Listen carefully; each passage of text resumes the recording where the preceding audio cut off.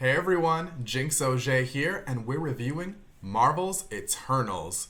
So before I begin, I just want to let you guys know this is a non-spoiler review in the first half of this video, and then we'll get into spoiler territory, and I'll give you guys a warning in case you guys want to bow out and see the movie for yourself. So, starting this up, the Eternals film very much reminds me a lot of Justice League. A lot of the power sets are very reminiscent of Justice League, and I can see why people like the Justice League now. I'm not the biggest DC fan aside from maybe Batman villains, but I get the appeal now because of the Eternals. It reminds me a lot of the Justice League animated series, and I think that has to do with a lot of the power sets, and I think they kind of make a joke about it in the film.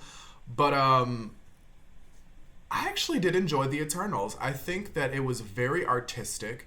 It was very much broke away from the formulaic Marvel films. I have to be very honest with you. I think a lot of the films in the MCU are extremely redundant. They follow the same plot and premises, down to having the straight white male lead with his girlfriend and the token black friend. That's over half the MCU films.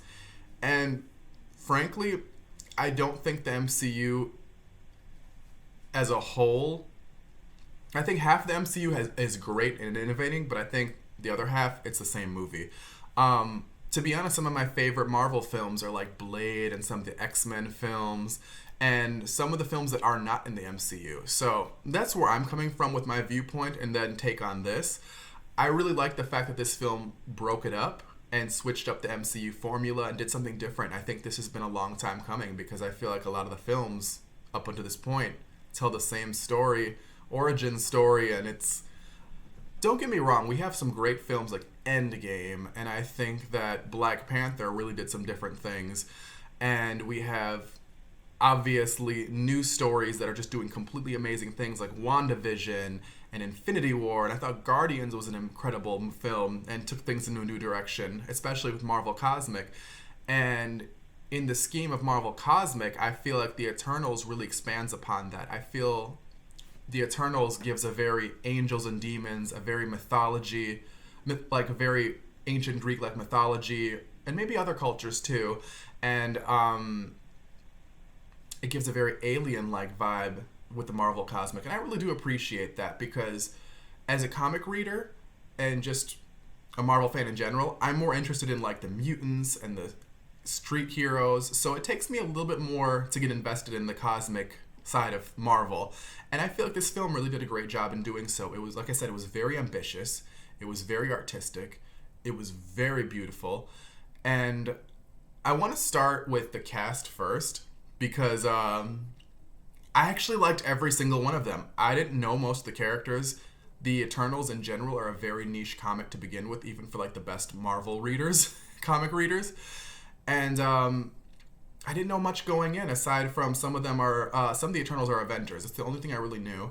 And let's get into it. So the lead character is Gemma Chan's Cersei, and I love Gemma Chan. I've loved her in Crazy Rich Asians. She was also in Captain Marvel as one of the antagonists.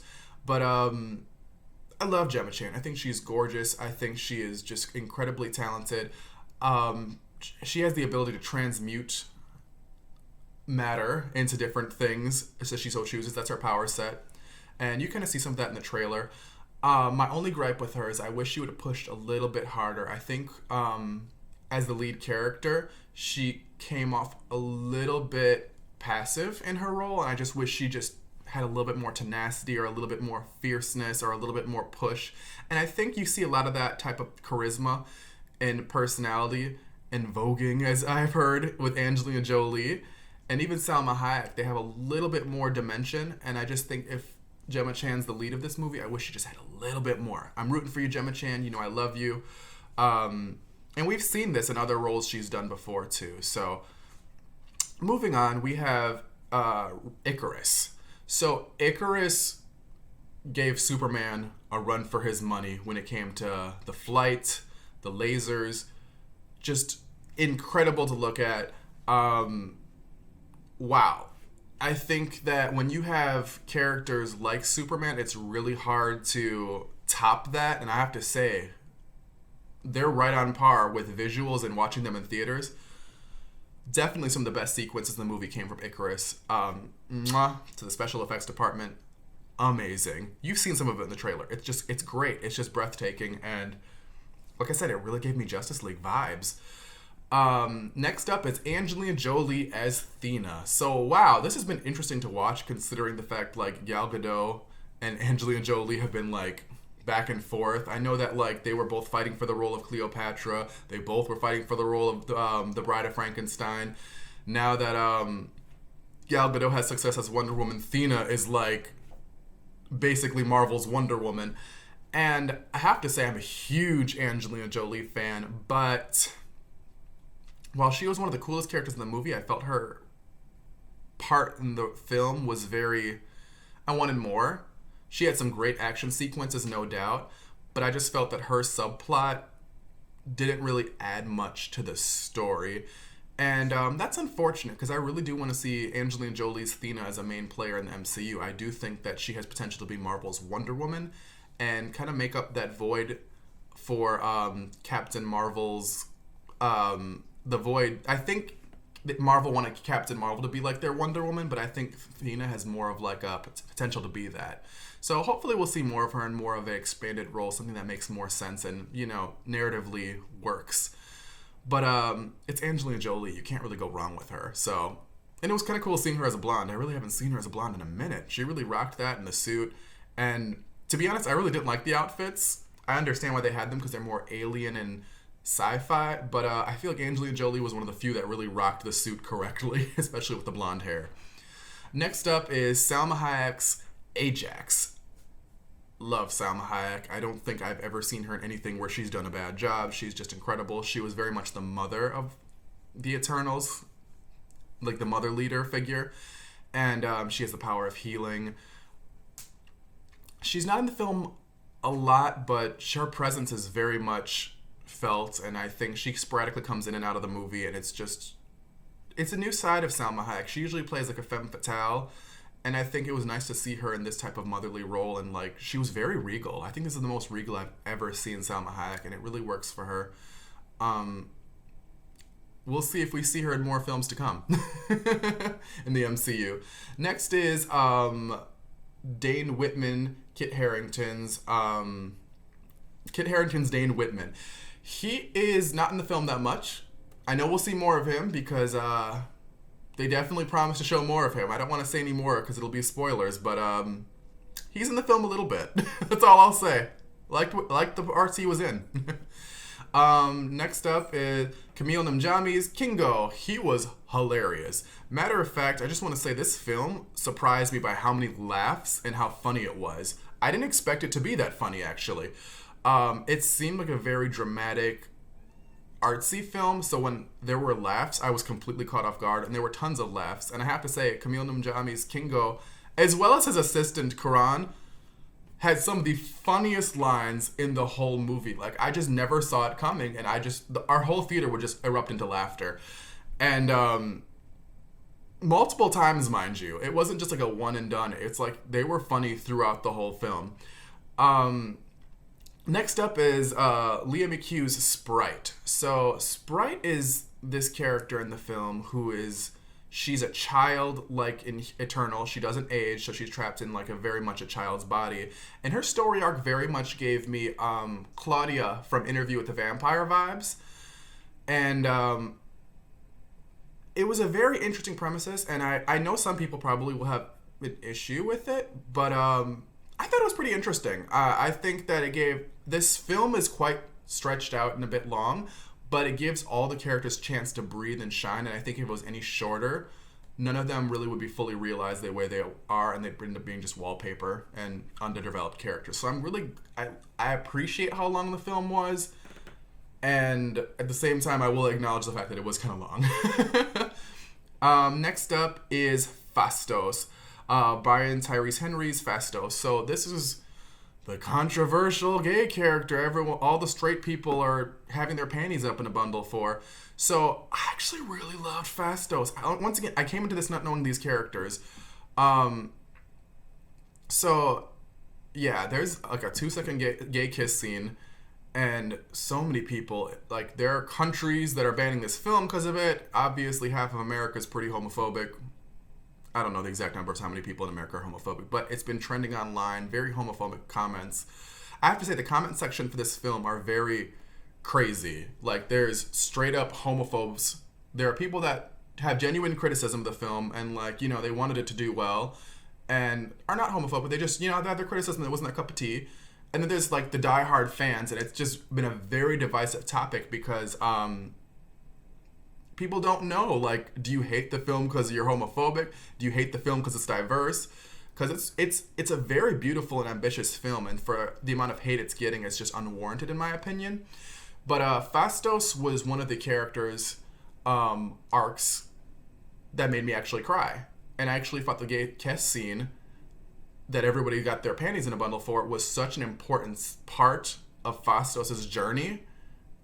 And not too much of a spoiler, but the film really much asks, is humanity worth saving? And I think the fact that he did have that kiss really much shows where the director wants to kind of navigate this conversation that, yes, humanity is worth saving. And definitely caught me on surprise that he was one of my favorite characters in the film. And I really hope he returns. Like, it was such a good film. And he was also very funny too. So hope to see him back as well. Now, surprisingly, these next two characters caught me completely off guard, and I fell in love with them just the whole way through. Lauren Ridloff's Mikari and Barry Keoghan's, I butchered that, I know I did, it's Druig. These two were probably some of my favorite characters in the film. Mikari had some of the best action sequences. She was just amazing to watch, and you know, as a deaf actress, like, to show that, you know, she is very capable and can stand among the rest of these stars and not say a word is just praise, praise, praise. And they make such a good couple. Actually, Druig ended up being one of my favorite characters, and based on the trailer, I thought I don't want to say too much. Based on the trailers, I didn't think he would, but everyone in this story has a very unique stance on humanity, and I have to say, like, I think Druig's was the one that kind of I related with. And they made such a good couple. Matter of fact, they're my favorite couple in the MCU. They just, please come back. I need some more of that Druig Mikari. I ship it.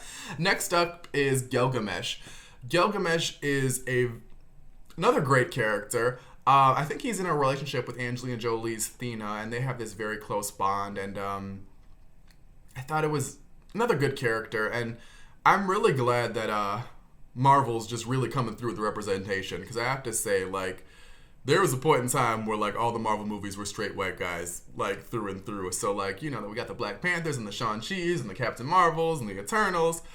I dig it because we're seeing, like, all different types of people, like, you know, straight up. And these are relatable people too. I have to say, all the characters I surprisingly liked. Can't really say that about a lot of films. Like, every character I felt added something to this story, with the exception of maybe Dane Whitman's Harrington's character, because he barely was in there, but I know they're setting some stuff up, so I'll allow it. I felt like Dane Whitman's character is not an Eternal, so it kind of felt like they were trying to build towards something with that, and, you know, he's a good actor, so I liked him. I liked everybody in this film. I think everyone did a really incredible job, and I think everyone had great chemistry. And now I think we're going to get into more spoiler territory. So, if you don't want to hear any spoilers, now's your time to leave. Okay, so regarding spoilers, the ending of the film definitely left on a bit of a cliffhanger. Some of the Eternals got kidnapped. So they're definitely setting it up for some kind of sequel or to revisit this, because this is clearly a plot that's left dangling. But you have to bear in mind, the reviews for this film were not very good, and I think the internet's been extremely, like, very harshly judging this film, and I think for some of the wrong reasons that I can't really stand by. Like, don't get me wrong, I think it's great that we all can criticize films, especially for coming from a good place. Like, I really wanted that to be better. This could have been better here. And I don't think The Eternals is a perfect film by any extent of the imagination. I think that there are some things that could have been improved upon. I think for a superhero film, you probably should have a little bit more action, especially if you're that long of a film, to keep people engaged and the standard that's set by superhero films. But it's going to be very interesting to see if Marvel wants to revisit the Eternals and this to be continued plot thread. And there's very much a lot of people that are very much against this film. And like I said, if you look at the comment section, there's some really, really, really homophobic remarks. There's a lot of people that actually have problems with diversity. And as you know, a gay, black, non-binary person, that says a lot. That says a lot to me, and it's really hard to digest that, especially as a Marvel fan. I think growing up on X-Men, which literally they're built on top of metaphors for the oppressed, whether it's gay people, people of color, or what have you, it's very jarring to see that type of narrative, because I'm like, these are the stories I grew up on. And this is the stuff that made the most sense to me, and that's why I think X-Men is so prominent and affects so many people, and so many people resonate with it, because there's so many parallels to real life. And, I understand the idea of they didn't do it justice and they could have done better, but I feel the fact that people are saying, woke is broke, and I really wonder if, like, stories like the X-Men and stories that, like, Xavier and Magneto are based off of Malcolm X and Dr. King, some of the lines in X-Men are literally like the cure has parallels to curing the gay away. And, muty is supposed to be like a racial slur based off of, the plenty of racial slurs we hear. There's so many parallels. The list goes on and on. Sentinels are parallels to police violence. And just, it goes on and on and on.